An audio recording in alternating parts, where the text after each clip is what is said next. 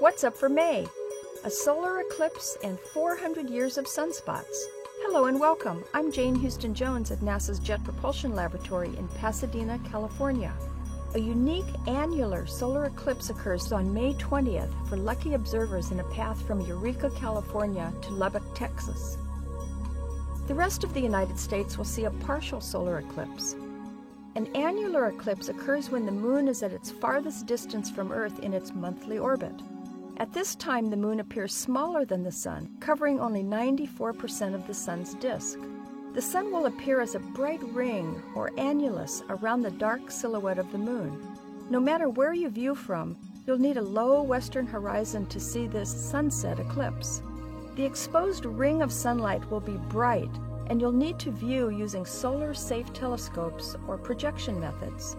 Though only 6% of the sun's surface will be visible at greatest eclipse, it will still be 60,000 times brighter than the full moon, and will damage your eyes if you look directly at it. The hours leading up to the eclipse are a perfect time to view sunspots and other features through safe solar telescopes.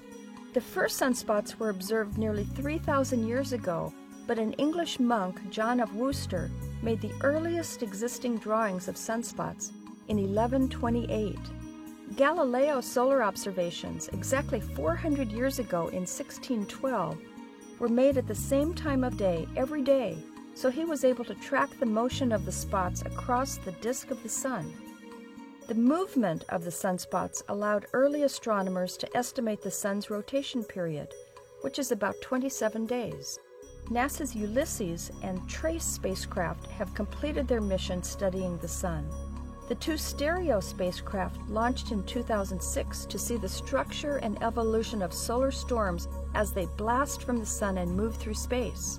And SOHO has been studying the sun from its deep core to the outer corona and the solar wind since 1995. The Solar Dynamics Observatory, or SDO, is currently observing the sun in many wavelengths.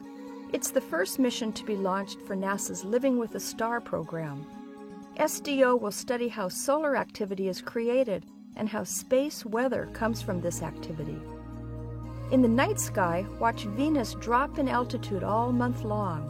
Through a telescope, you'll see a slender crescent.